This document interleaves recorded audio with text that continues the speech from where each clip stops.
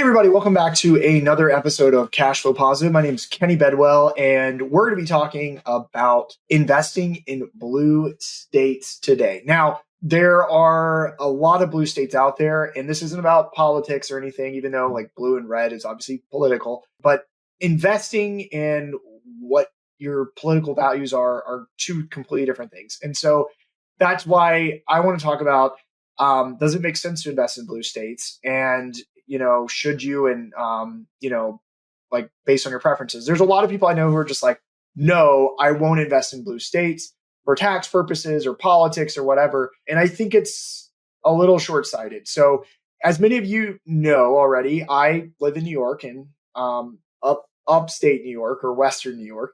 And I'm invested in New York. I have properties in New York, and I've also been burned in New York too, and have dealt with regulations and hard things. And so investing in New York has been definitely a roller coaster ride for me, but I've learned some key things that might apply to investing in states like California and investing in, other blue states. New York is probably one of the more blue states, right up there with California. And so can relate to the taxes and costs and things that we have to deal with, especially the regulations, how foolish they seem. But there are some key things that I've looked for and found where it actually makes sense to invest potentially in a blue state.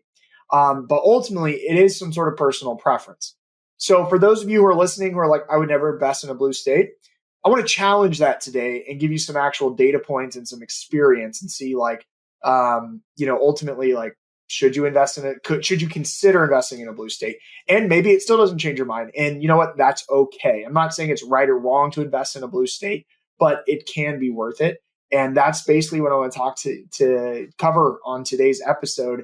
And then on the next episode, the part 2 here, I want you to pay attention. I bring in an actual investor who's only invested in New York and share his experience investing in New York and some of the ups and downs he has to deal with. But he's literally built a 100 property portfolio in the state of New York. That's it.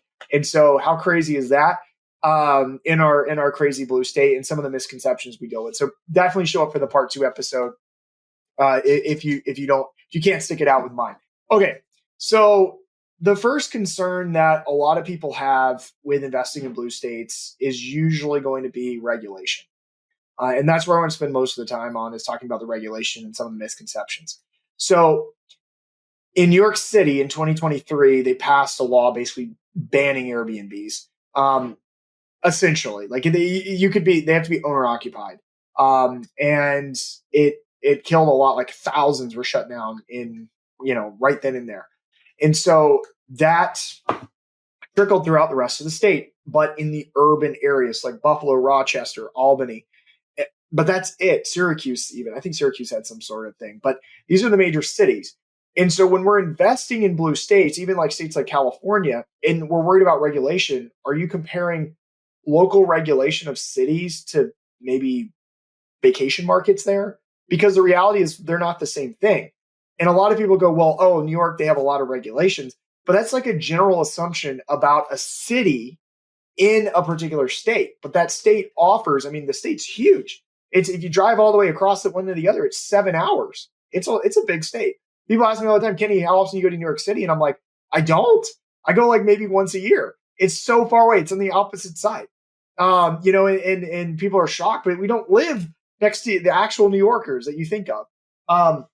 So when you're going and investing in these different states, these like blue states, like don't compare the regulations and the community sentiment of urban markets to the actual vacation areas, which New York has a lot of. It has a lot of state parks. You have Niagara Falls, you have Letchworth, you have ski areas too, major ski resorts. In New York, you have Lake George in the Adirondacks area, which is where the Olympics were held. You have a lot of stuff going on. The Finger Lakes, obviously. This is a traditional vacation market for decades and decades. So there's traditional vacation markets within each, and then even California. You've got the national parks and you've got wineries, you've got all these other areas too. And so does it, should we compare the ban in LA or the ban in New York City or the ban in Buffalo to the potential that some of these other areas like these national parks markets have? No, we shouldn't. Okay. Now, it doesn't say that those areas don't have some sort of regulation and it's a free-for-all. It really isn't. But we can't put a generic label on an entire state because of some sort of ban from regulation. The second thing are taxes. That's another common one too. Oh, well, the taxes are too high. Okay. But the taxes are relative to what the revenue is. So if you go in there and it's, that's like, if the numbers make sense, then the taxes aren't a problem, right? So like if let's assume the taxes are high. That's fine. They are high. Okay. But if the taxes are high, but then the revenue is really high, then it offsets. So if you're in a state where the taxes are low, but then the revenue is low, it still doesn't make any sense, to like just invest purely because of the taxes. So there's like a big misconception on that one too. And frankly, the color of the state doesn't even matter. When I think of states like Florida or even Texas, the property taxes are even worse. And that's a red state. And so taxes, although like I understand, like, yeah, we don't want to pay a lot in property taxes, but if the deal is a deal with the tax number, then the deal is still a deal, right? So like, don't get caught up. Like people focus too much on like trying not to pay the government, because I don't know, it's like some achievement in life. And I get it. Like, I'm not a big, like, please. I'm always like, slash it, government. I want tax cuts. I want, not to pay the government as well. But I also understand at some point in time, like I have to pay the government something, like I have to do that. And I'm not going to make investment decisions purely based on not paying the government. I'm going to make investment decisions based on ROI. Okay. And sometimes ROI is in heavily taxed states, but the revenue is so good that it doesn't freaking matter what the taxes are. All right. Now, sure, if the taxes are way too high, it's like, it eats up your cash flow. But if the cash flow is there, the cash flow is there. It doesn't matter if I have to pay the government some of the money, as long as the end result, the profit in my pocket is really good. So one of the struggles I have when people like say don't invest in blue states because of taxes, I'm like, well, red states have taxes, and other states too that are, or other areas. Now in vacation markets, they might have some sort of vacation tax. They have taxes too. There's all different levels of taxes beyond just the state taxes. So I understand that sentiment, but at the same time, it's not based on the taxes. It's based on the revenue. That's really what we're looking for. What's my expense to revenue ratio? And simply just saying like, I won't invest in an area because of taxes, I think you're going to miss some opportunities. So regulation, taxes, and going back to that too, I think community sentiment's a big one. So a lot of people are like, well, California, New York, some of these blue states hate short-term rentals. Once again, you're referring to urban areas, urban markets where frankly, short-term rentals, yeah, I really wouldn't want to live next to a short-term rental either. If I was living in I do, but like, it's just the case. Like people don't like that. And so if the community, and I've said this a lot before and you've heard this, if the community sentiment is against short-term rentals, then don't go in there and buy short-term. Don't expect to have a long-term strategy, a long-term successful strategy of a short-term rental if people are all up in arms about it. That's not a smart play. And that's true even in red states. We see states like Kentucky, Louisville, Lexington. They put bans in place. They're really, really strict against short-term rentals. Atlanta, Georgia. I'm just picking on some red states here. But like, it actually starts to apply. So when you look at these like common misconceptions against blue states, they're actually pretty similar to some of the red states too. It's just we're putting generic labels. Like I said, I'm not encouraging or discouraging people from investing in New York or California, but it's ultimately an opinion, and it's don't let these broad general misconceptions overtake like would you actually invest there or not. Okay, obviously, like if you're like, well, I don't want to be in flying distance or driving distance, excuse me, and I don't want to be that far away and all these other things, it probably doesn't make sense to invest in New York or California unless you live near there or you live there. But the reality is, it also isn't necessarily a bad investment play either. All right. The last thing, and this is the one that I starting to hear more and more, are what does the future look like future expectations for short-term rentals in these states? And for me, like the future outlook, right? So we know like recently, like New York the state passed some stupid law where they're making all of the short-term rentals register on a state registry. And that has to line up with what the city or county has on there. So if you mess up your name or whatever, you could theoretically get removed from Airbnb according to their laws, and you have to have special short-term rental insurance. Reality is like it's a little annoying, but it's not a bad law. It's just like more, and they want to tax it. So what that means is they're professionalizing and the market's maturing in some of these states a little bit faster than others, and they're trying to capitalize on the tax money. Okay, but you're not paying the tax money, the guest is. So if you're doing everything legal and fine, you don't have a problem. Okay. And so like they're establishing some sort of standard. So like we're not looking to buy properties where we're trying to fly by the seat of our pants, and meaning like we're gonna have to sell in a year or two because of people hate that this was a short-term rental or there were no rules in place already. As many of you know, I've said this before, I'm a big proponent of investing in markets with regulation already in place because it helps protect you, helps insulate you. And the regulation, it doesn't necessarily need to be negative at regulate. No, you can't STR here, or you can only do it in this like tiny area. But it's regulation that protects against bad actors. And frankly, I think blue states are actually ahead of people in that regard than a lot of red states. I'm making some general assumptions again, which is what a lot of people do. But with that being said, from a future outlook of blue states, I do see more of like, yes, they're trying to take advantage of taxes and stuff, but I see that following in other states as well, regardless of the color of them for the politics side. So for me, it's more of looking at some of the expenses of what I'm seeing in insurance, and, taxes can play a part of it, but the revenue growth in these markets as well. And are we seeing a decline or an improvement of revenue in some of these markets?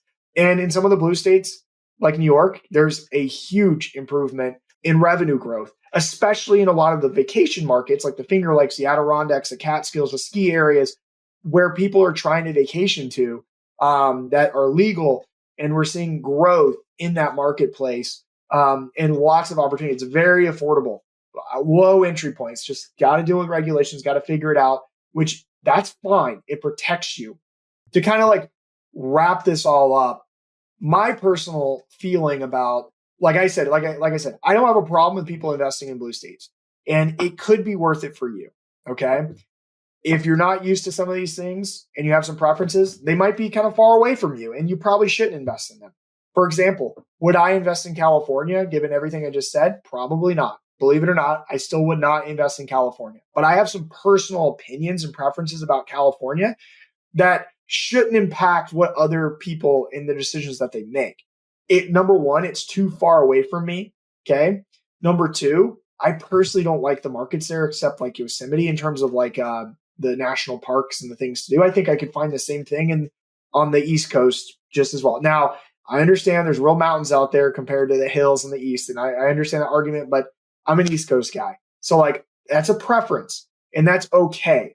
And so don't limit yourself based on what somebody says about a state with general assumptions is kind of the lesson I'm mentioning here. But be smart. Going into blue states, heads up, there's going to be regulation. Heads up, there are going to be higher property taxes. Heads up, you might have to deal with some insurance issues and some other rules and things like that. But keep in mind the trade-off. The trade-off is lower barrier of entry because other people aren't willing to figure that stuff out. Okay, I mention it all the time. I'm lazy. I hate competing with people. Okay, I love the markets I'm in. Some of the markets I'm in. Other markets are a little more competitive, and that's just as I grow and scale. But once again, I got those moats. Remember the moat, right? And so the moats are easier in some of these other areas. Now, it's not just blue states, but some of these areas with high regulation, because the regulation protects, it insulates, which is essentially a moat. So I don't have to worry about ongoing competition coming in all the time. And I love that aspect of it. And if I just put a little bit of effort in up front, that pays dividends on the back end where I don't have to spend that time worrying about competition and constantly improving the property. And so those are advantages. That's why I like investing in some of these areas that are maybe a little tougher to get into, because if I'm willing to do the work that the 90% isn't going to do, I'm going to get ahead and I'm going to be better and have that protection in the long run. When everyone's trying to get bookings and worry about Facebook ads and all that crap, I don't have to worry about it because I got the right property in the right location in the right market where I'm protected. Obviously, like I mean, I could have this conversation and go off and I've seen both cases. I've seen people go into blue states or even red states in highly regulated markets, and things change. And, there's always this constant worry, but it's in a vacation market in some of these states. I don't think it matters what the state is, what the color it is, or anything like that. Just make sure you're safe on your costs, your expenses, the community sentiment, so regulation. And then also, I mean, the big one, revenue, right? Revenue's got to be there. So don't just go, oh, Kenny said it's cool to invest in New York or California and go buy anything. That obviously that ain't going to fly. But you can't do that anywhere. So understand those things. And that's really what you should be focused on, regardless of the color of the state. All right. So I am colorblind. If any of you have seen The Office, Michael Scott, he pulls in all the workers, like the workers from the office and the workers from the warehouse. And he's like, there's blue collar and there's white collar workers. And he's like, I am colorblind. I always think about that. But anyway, all right. Inside joke there. So I hope you enjoyed this episode. Like I said, I'm bringing on that investor with a portfolio of over 100 properties, invested just in New York. Listen to his story. Hear about how he does it and why he likes investing in New York, and the advantages he sees here. Now, like I said, I'm not saying you have to invest here. I'm not pushing you to invest here, but don't be afraid of it. There's lots of opportunities, lots of great opportunities in these states, low barrier of entries for competition, because everybody isn't rushing and talking about it. All right. I hope you enjoyed this episode, and I'll see you on the next episode of Cashflow Positive.